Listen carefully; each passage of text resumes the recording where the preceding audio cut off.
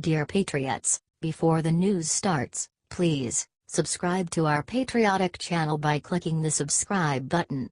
Give us a thumbs up to this video. Don't forget to leave your opinion below in the comments section.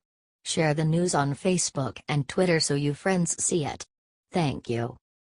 Frustrated White House free traders mount campaign to weaken Trump tariffs.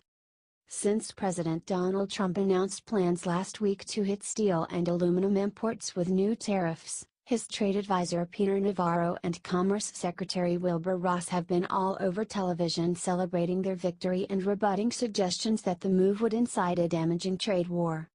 But economic advisor Gary Cohn and other free trade advocates inside the White House and the Treasury Department are mounting a last-ditch effort to blunt the impact of Trump's head-turning decision, even as the president insisted Monday that he wasn't going to be convinced out of it.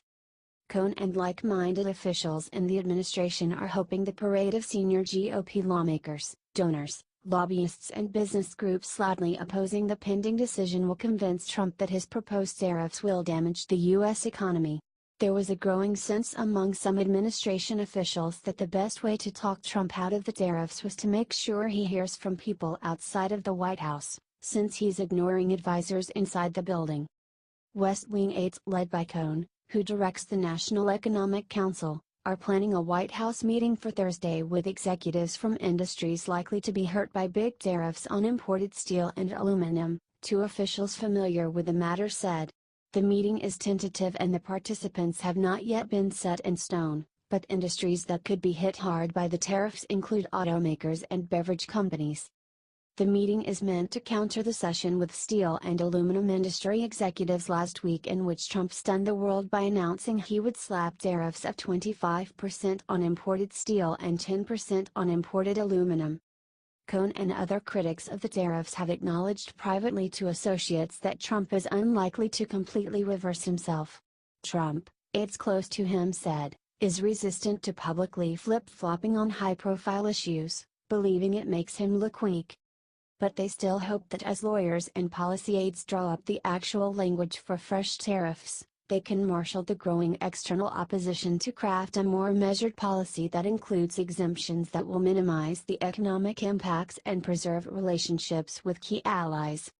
One person close to the effort to change Trump's mind said over the weekend that he's confident the final proposal will be more nuanced than the one the president announced last week. "I'd bet my life that's not where it winds up," the person said of Thursday's tariff announcement. Most senior administration officials weren't surprised that Trump wanted steep tariffs. He's been regularly demanding them behind the scenes for months.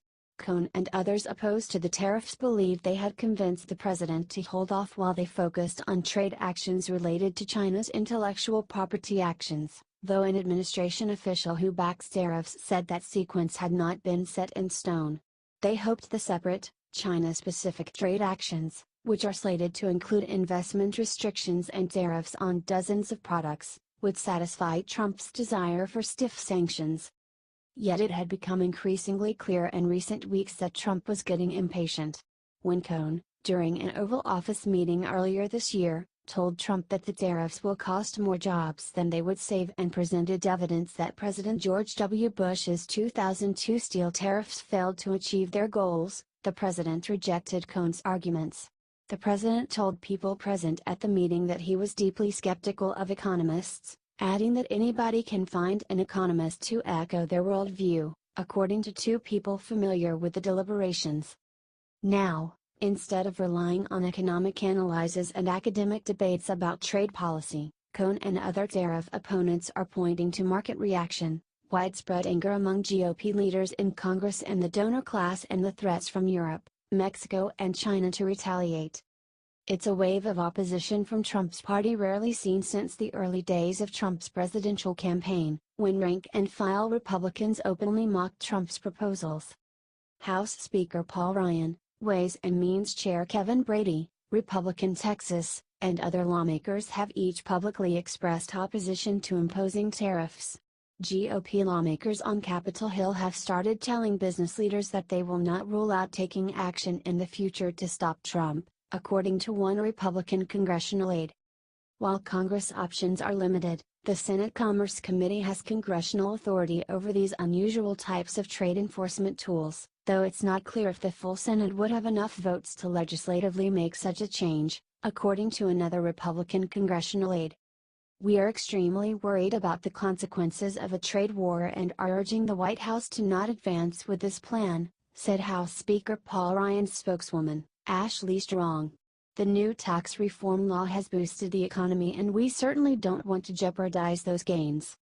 Asked to respond to Ryan's comments, White House Press Secretary Sarah Huckabee Sanders told reporters Monday, "We have a great relationship with Speaker Ryan, but that doesn't mean we have to agree on everything."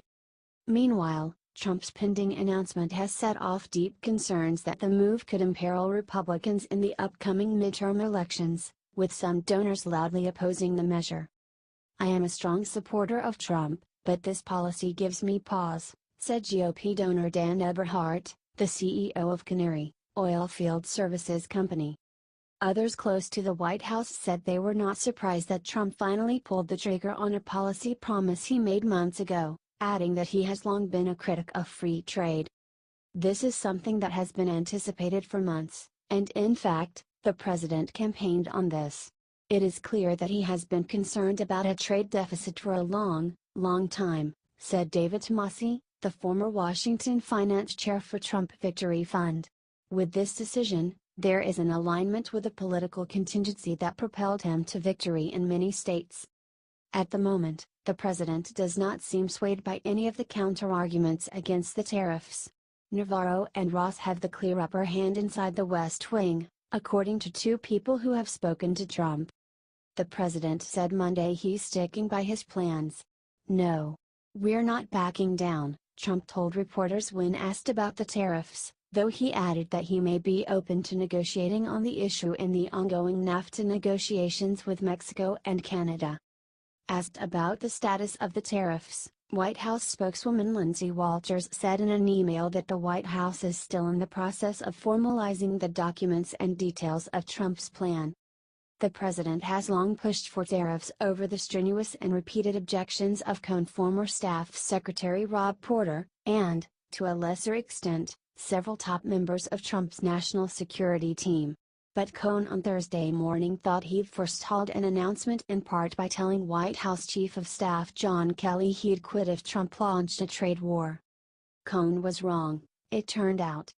The Thursday event at the White House last week was described by aides as a listening session.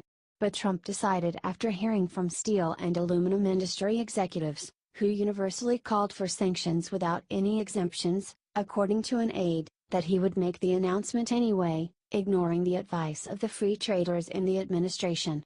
However, there was one benefit to the last-minute announcement for the free traders, because the administration had not yet completed key legal legwork. They have several days to change Trump's mind before he can finalize the tariffs, likely later this week or next week.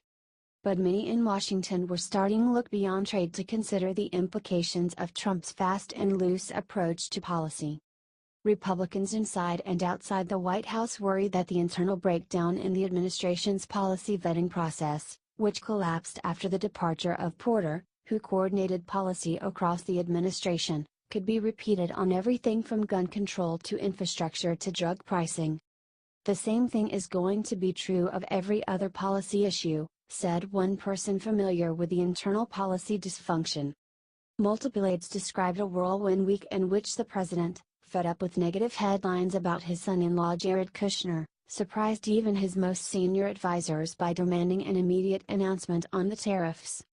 Trump's tariff decision was so last-minute that the White House did not alert senior aides across multiple agencies. The State Department was not prepared to send cables to embassies in an effort to explain the decision. And senior leaders on Capitol Hill were caught totally flat-footed, even if some Republican aides had long worried Trump would make a dramatic trade move to play to his base in a midterm election year.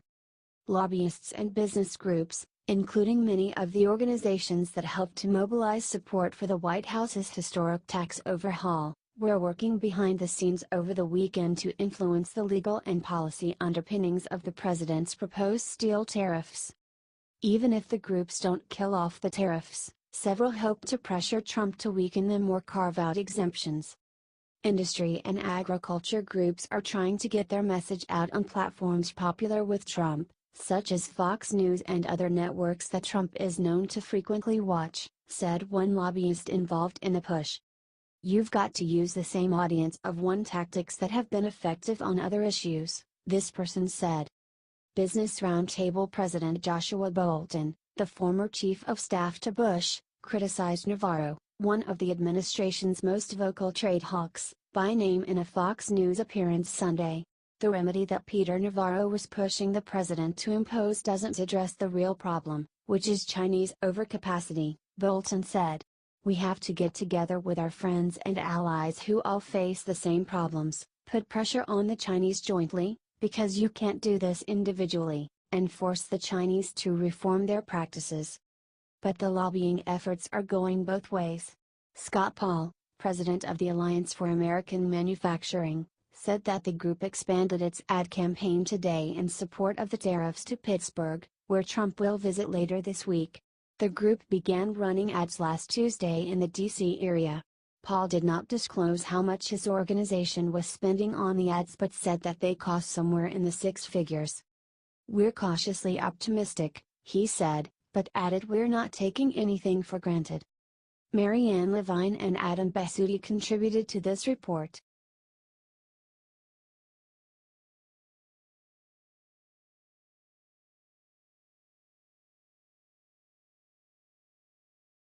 Dreamers face disruptions even after court orders. Thousands of undocumented immigrants brought to the U.S. as children could face disruptions in their ability to work, even though the Trump administration has for months been under a federal court order to renew protections under the Deferred Action for Childhood Arrivals program. The problem arises chiefly from the Department of Homeland Security's refusal to prioritize those DACA renewals due to expire soonest. Instead, the applications are being processed in the order in which they were filed. Consequently, many so-called dreamers who've applied to renew will see their DACA protections expire before DHS acts, increasing their risk of being fired from their jobs or, possibly, being arrested and deported. You can't just say, "Don't show up to work and we'll kind of keep paying you," or wink wink, nod nod, said Todd Schulte, president of the pro-immigration FWD.us. I just think we should assume that a ton of these people are going to lose their jobs. DHS did not respond to a request to clarify its enforcement policy for people with recently expired DACA grants. U.S. Citizenship and Immigration Services estimates 13,090 people have grants that will expire in March. Of those, 4,470 had a renewal pending as of January 31. USCIS, the division of DHS that administers DACA, makes an effort to process DACA renewals within 120 days, but it doesn't always move that fast, according to Leon Rodriguez, director of USCIS from 2014 to 2017. The need to process DACA renewals quickly was unforeseen last September, when President Donald Trump announced that he would sunset the Obama-era program. Trump halted DACA renewals in early October and set March 5, Monday, as a deadline for Congress to take action to protect dreamers. After that date, dreamers would start losing DACA protections in large numbers. But Congress didn't act, at least partly because San Francisco-based U.S. District Court Judge William Alsup largely mooted the March 5 deadline in early January when he ordered DHS to resume DACA renewals. A Brooklyn-based federal judge issued a similar ruling in mid-February. The Trump administration urged the Supreme Court to intervene, but the High Court declined, choosing instead to allow the matter proceed through the lower courts. USCIS resumed DACA renewals in January, but that unplanned resumption has not proceeded smoothly. When you have a lot of stopping and starting of activity, said Rodriguez, that poses some risk that something might be set up the wrong way and some group of people not be handled as expeditiously as they should, he said. I think it is going to keep getting more chaotic, Rodriguez said of the weeks ahead. The agency's refusal to pull out of the queue renewals that are due to expire soonest, as, for instance, airlines do at the check-in line for passengers whose planes will take off soonest, poses an enormous problem for those dreamers who filed for renewal after Judge Alsop's January 9 order. But another difficulty is that not many dreamers took advantage of the court ruling, possibly because uncertainty over whether Alsop's order would be overruled by the Supreme Court left them reluctant to pay the $495 renewal fee. The Supreme Court didn't announce that it would let Alsop's order stand until February 26. Whatever the reason, of the 19,000 dreamers whose DACA protections are set to expire in April and May, fewer than 5,000 had applied to UCIS for renewals by the end of January. DHS hasn't yet released statistics for the number of DACA applications submitted in February, but even if that number surged, that wouldn't leave time for UCIS to process the applications quickly enough to keep many enrollments from lapsing, even assuming the agency really acted within the 120-day period. "I think that there will continue to be disruptions," said Aline Irani, executive director of the Pro-Immigration National Immigration Forum. "There are going to be thousands of DACA recipients who are going to be scrambling to file their renewal applications." Temporary lapses in DACA protection leave the businesses that employ dreamers facing some hard choices. "Employers are really worried about having to make those decisions," Irani said. "If somebody is not authorized to work, that employer cannot employ them." The lapses could have other tangential effects. People who receive health insurance through an employer may need to seek out alternatives. A person with a driver's license that expires during a lapse in enrollment could lose his or her only means of transportation. The most serious worry for dreamers with lapsed DACA protection is that they could face arrest or deportation. Under the terms of the DACA program, DHS applies prosecutorial discretion to the roughly 683,000 people currently enrolled in the program. But several dreamers with expired DACA enrollments have been arrested by UCIS officers since Trump took office last year. In one recent case, a Chicago area dreamer was arrested in late January after a visit to traffic court over a ticket. He was released following an outcry from activists and a burst of media coverage. During failed Senate negotiations last month to write DACA protections into law, the Trump administration pressed for tougher border enforcement and strict new limits on legal immigration as the price for codifying DACA. Democrats and pro-immigration Republicans resisted, and accused the Trump administration of being indifferent to dreamers' fate. Each side flagged the March 5 deadline to pressure the other to make concessions, even as each side knew that deadline was less consequential than it pretended. The blame game continues. #Dreamers deserve far better than a president who pulled the rug out from under them, tweeted Senator Richard Blumenthal, Democrat Connecticut, on Monday, then disingenuously told them not to worry while rejecting every bipartisan effort to stop their mass deportation. "It's March 5, Trump tweeted in reply, and the Democrats are nowhere to be found on DACA. Gave them 6 months, they just don't care. Where are they? We are ready to make a deal." Christiana Lima contributed to this report.